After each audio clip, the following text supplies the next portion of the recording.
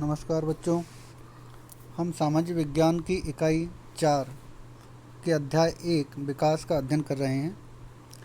इसके अंतर्गत हम विकास की व्यापक संकल्पना के बारे में पढ़ चुके हैं।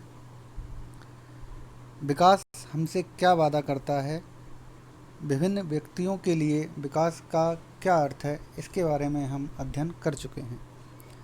आज हम जानेंगे कि आय, क्योंकि विकास को हम आय से जोड़ते हैं, आर्थिक पक्ष से जोड़ते हैं कि जिसकी आय अधिक होती है हमें लगता है कि वह अधिक विकसित है, अधिक विकास कर रहा है, डेवलपमेंट कर रहा है। तो आय के साथ साथ अन्य लक्ष्य भी होते हैं किसी भी व्यक्ति के। अगर आय बढ़ती है और उसके वह अन्य लक्ष्य की प्राप्ति वह नहीं कर पाता है तो हम उसको विकास पुरुष या फिर विकास करते हुए व्यक्ति के रूप में नहीं जानेंगे। अपने विकास हेतु लोग अधिक आय की इच्छा रखने के साथ साथ स्वतंत्रता, सुरक्षा, बराबरी का व्यवहार और दूसरों से आदर मिलने की भी इच्छा रखते हैं। भेदभाव से सभी लोगों को अप्रसन्नता होती है। ये सभी बातें या लोगों के इच्छित लक्ष्य अत्यंत महत्वपूर्ण होते हैं, क्योंकि मानव जीवन जीने के लिए केवल भौतिक वस्तुएं ही जरूरी नहीं हैं। वस्तुतः भौतिक वस्तुएं केवल एक कारक हैं जिन पर हमारा जीवन निर्भर होता है। हमारा अच्छा जीवन अभौतिक वस्तुओं पर भी आधारित होता है, जिनकी प्राप्ति भी अत्यंत आवश्यक है। जीवन में बहुत सी चीज़ें ऐसी होती हैं जिनको आसानी से मापा नहीं जा सकता, किंतु उनका हमारे जीवन में बहुत महत्व होता है। यदि किसी को नौकरी पास के क्षेत्र में न मिलकर दूर के क्षेत्र में मिलती हो तो उसे स्वीकार करने से पहले वह आय के अतिरिक्त अन्य कई बातों पर ध्यान रखेगा, जैसे कि वहाँ परिवार के लिए क्या सुविधाएं उपलब्ध हैं, काम करने का माहौल कैसा है, वहाँ सीखने के कैसे अवसर हैं। यह भी हो सकता है कि जो नौकरी की जा रही है उसमें कम वेतन तो मिल रहा हो, लेकिन वह रोजगार का नियमित साधन हो। इससे सुरक्षा की भावना को बल मिल रहा है। दूसरी ओर अधिक वेतन दे रही हो। अगर एक तरफ तो यह है कि नौकरी है और सुरक्षा है, दूसरी तरफ अगर नौकरी है उस व्यक्ति की अधिक वेतन वाली, मगर सुरक्षा नहीं है उस नौकरी में, तो वह व्यक्ति निश्चित रूप से उस नौकरी को ज़्यादा प्रेफर करेगा जहाँ पर कम वेतन होने के बाद भी उसकी सुरक्षा हो, लाइफ सिक्योर हो। विकास के लिए मिले जुले लक्ष्य भी महत्वपूर्ण होते हैं, क्योंकि इससे दूसरे अनेक समस्याओं का समाधान होता है।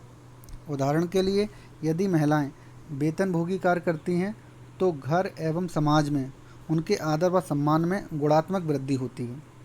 यदि महिलाओं के लिए आदर है तो घर में उनके कामकाज में अधिक से अधिक हाथ बटाया जाएगा तथा घर से बाहर कार्य करने वाली महिलाओं को अधिक स्वीकार किया जाएगा।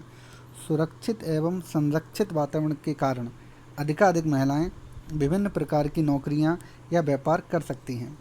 इसीलिए लोगों के विकास के लक्ष्य केवल अच्छी आमदनी के लिए नहीं होते, बल्कि जीवन में अन्य महत्वपूर्ण वस्तुओं के बारे में भी होते हैं। निश्चित रूप से लोगों के विकास के लक्ष्यों में परस्पर विरोध होता है। कई बार दो व्यक्ति या दो गुट ऐसी वस्तुएं चाह सकते हैं जिसमें परस्पर विरोध हो सकता है। जैसे एक लड़की अपने भाई के समान स्वतंत्रता के अवसर चाहती है एवं वह आशा रखती है कि भाई भी घर के कामकाज में हाथ बटाए, परंतु संभवतः भाई पसंद नहीं करता। एक उद्योगपति चाहता है कि लेबर से वह ज़्यादा से ज़्यादा काम ले और कम से कम वेतन उसको देना पड़े, और लेबर चाहती है कि उसके काम के घंटे निश्चित हों और उसको अपने काम के अनुसार पारिश्रमिक प्राप्त हो। तो दोनों में विरोध है।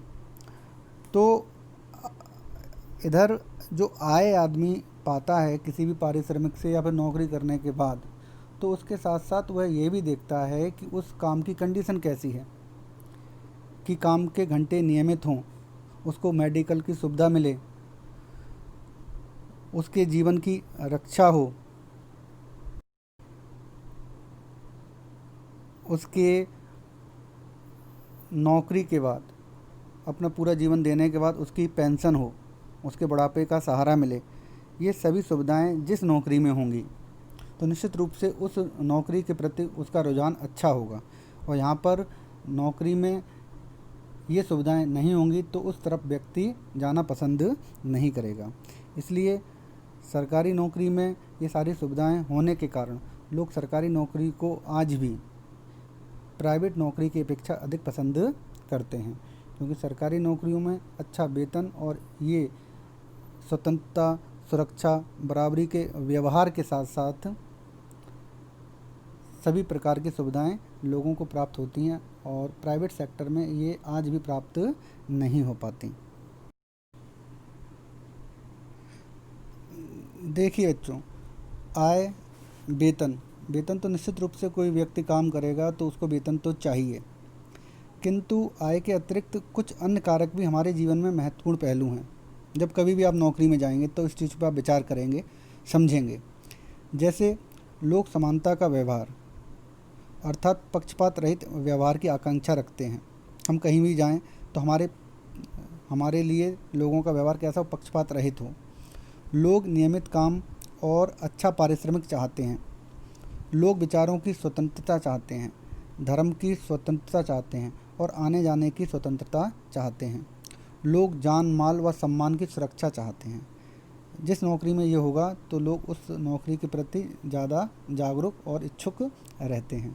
निश्चित रूप से कहीं हम बाहर जाते हैं तो हम चाहते हैं कि ऐसे अपना स्टेट है यूपी, हमारी नौकरी अगर लगा बिहार में या फिर आंध्र प्रदेश या किसी भी अन्य राज्य में लगे, अगर हमारे प्रति उस राज्य के लोगों का व्यवहार अच्छा ना हो, भाषा को लेकर, क्षेत्र को लेकर, तो निश्चित रूप से वहाँ पर हमें नौकरी करने में अच्छा नहीं लगेगा। अगर जो हम धर्म पालते हैं वहाँ पर अगर उस धर्म के प्रति लोगों की मानसिकता अच्छी ना हो तो निश्चित रूप से नौकरी करना वहाँ पर कठिन हो जाएगा, हमारी स्वतंत्रता बाधित होगी। लोग हमें सम्मान की दृष्टि से ना देखें, क्योंकि विगत वर्षों में कई बार ऐसा देखा गया है कि क्षेत्रवाद की समस्या देश में कहीं ना कहीं एक विकराल रूप में हमारे सामने आई है। तो अब ये कम है, ना के बराबर ही है, किंतु ये हमें देखने में आ जाता है कि क्षेत्रवाद, भाषा को लेकर लोगों में जो भेदभाव है वो जब सामने आते हैं तो वहाँ पर नौकरी करने वाले लोगों को समस्या उत्पन्न हो जाती है।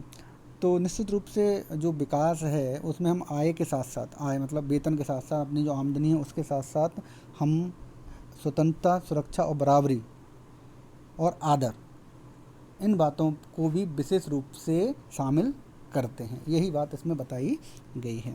चलिए आगे हम राष्ट्र विकास के बारे में भी अध्ययन करेंगे, मगर आज के लिए इतना काफ़ी है। इसको आप पढ़ें, समझें अपनी किताब से, और इसके बहुत जल्द मैं आपको नोट्स आपको व्हाट्सएप के माध्यम से पहुंचाऊंगा, उसको आप अपनी कॉपी पर लिख लीजिए।